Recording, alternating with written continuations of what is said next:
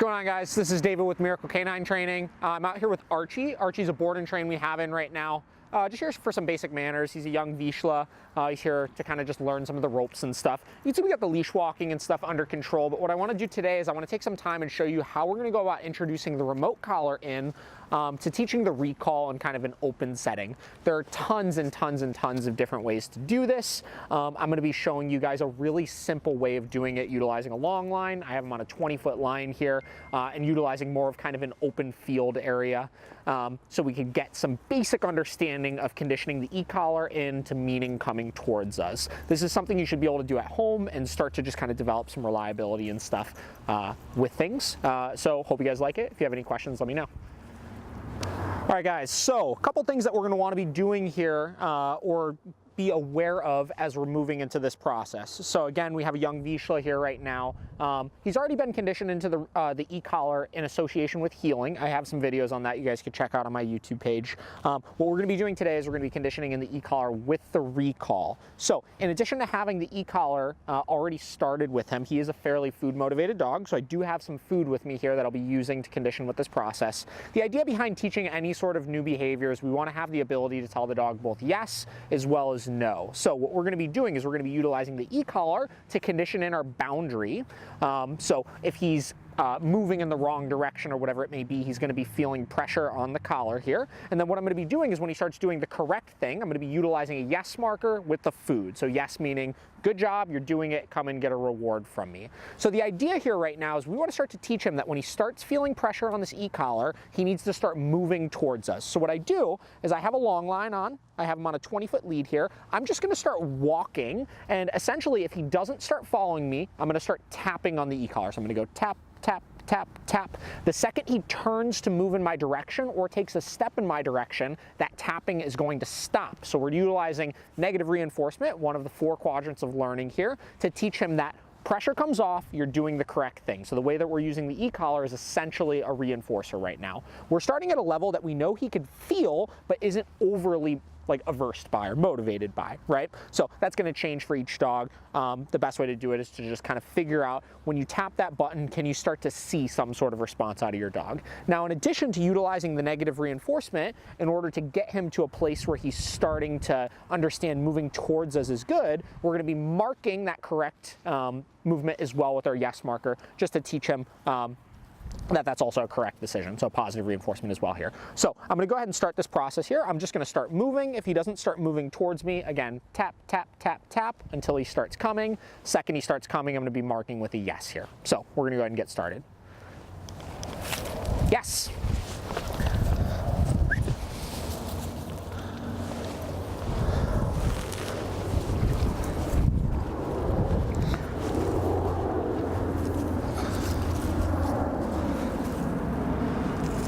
Tap, tap, tap, tap, yes.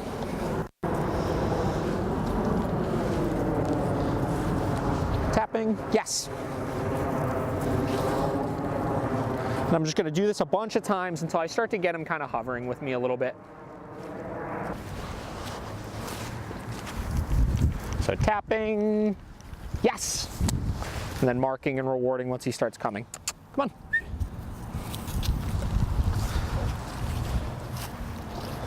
Tapping, yes. Come on, come on.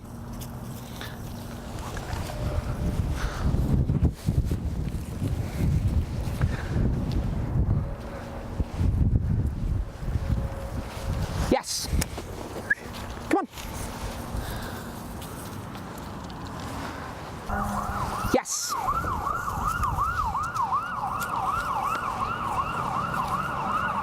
Now there's no rhyme or reason to the directions that I'm moving right now. I'm just trying to, yes, move around in opposite directions to where he might be fixated on. We have sirens, we have all sorts of noises and stuff in the background for him to get distracted by. So I'm just kind of changing direction as I feel I need to, just to keep his attention on me. You see he's starting to understand following with me.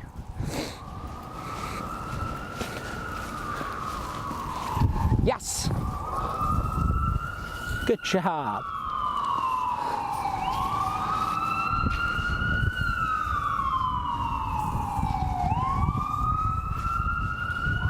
Yes.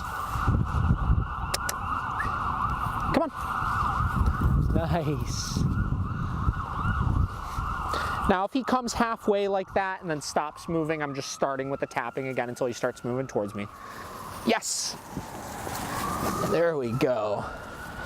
Now again, I'm adjusting the level based on his level of distraction. So we're on a mini educator right now. This has 100 levels to it. He's working right about a 9 right now, so not super, super high. You can see he's giving a little twitch when I'm tapping the button. That has nothing to do with him, being super physically uncomfortable to him or anything. The remote collar works like a muscle stimulator. So if you ever had physical therapy and been on a TENS unit, kind of felt that pulsing sensation from it, that's exactly what the e-collar is doing here. So because he's a little bit more muscular of a dog, you can see that response a little bit more from him. So again, tapping, yes, there we go. Now what I want to start to see is that I have to tap less and less each time to get him moving towards me. So as I'm making those turns, maybe I'll just need to give 1 tap as opposed to 2 or 3 each time, so he starts to move towards me more consistently. Tapping, yes, there we go. I also want to see less of him stopping halfway, right? So we're essentially playing the hot and cold game here. As long as he's getting warmer and moving towards me, there's no e-collar pressure, right? The second he comes to a stop or gets colder and moves in the opposite direction, tapping starts. Yes, nice. And again, you can see we're maintaining a degree of motivation here right now. He's doing very, very well with it. He's keeping a really good attitude about it. And he's just starting to understand the boundaries more than anything here. We want this e-collar to essentially turn into our invisible leash. So no differently than I have this long line on him, I want the e-collar to start to mean the same thing as if I were using this to physically move him. Tapping, yes. There we go. Good job, dude. Tapping. Yes.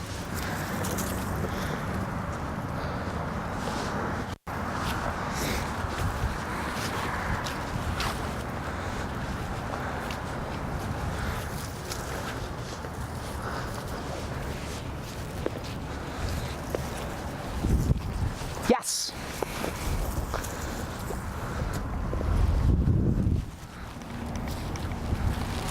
Yes.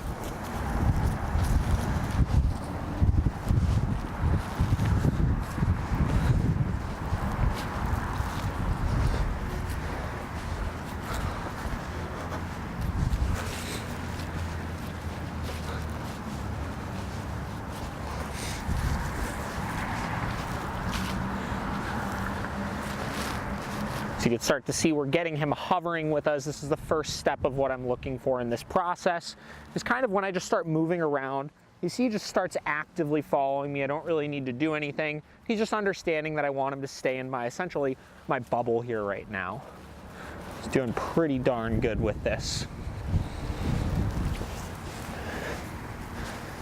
Tapping, yes.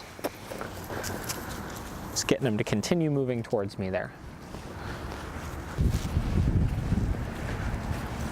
All right, so again, once we get the dog to a place where he's hovering with us, this is where we start to move into our second stage of this, where we start conditioning in the actual word into the behavior. So our big rule of thumb with adding commands into the mix, with any sort of the behaviors that we're teaching, is we need to have the behavior solidified first. So at this point, I know he understands moving towards me a lot smoother than he did, 15 minutes ago when we first started this drill. So what we could do is we could start adding in the verbal prompt. What's gonna happen is I'm gonna walk around with him, and anytime I would typically need to use the e-collar, I'm going to start conditioning in the come command right before. So what I'm going to do is I'm going to walk around, and as I need to, I'll tell him come, then I'll tap, yes, then I'll mark and reward.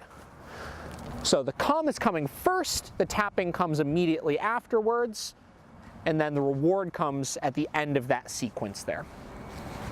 So let's see if I can get another one in here. Come, tap, yes.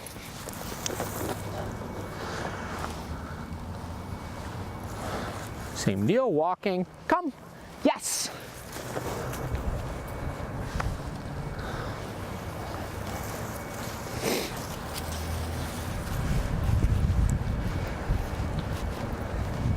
Come, yes.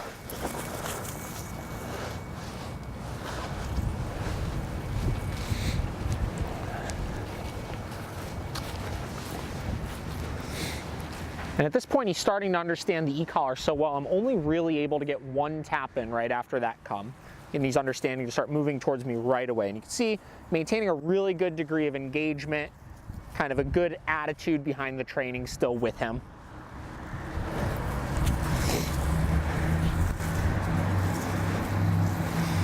And at this point, I'm walking around, I'm trying to lose him, right? Come, yes.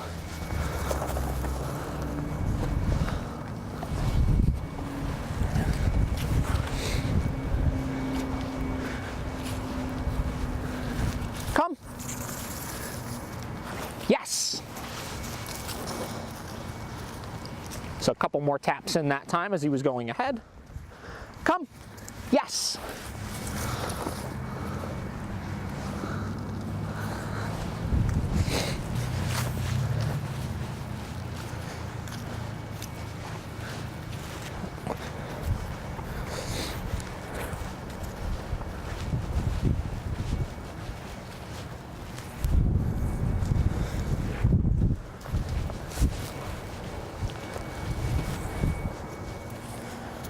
And again, at this point, you're starting to see that I can't even lose him, right? He's just understanding very clearly that I want him to be in this space right next to me here right now.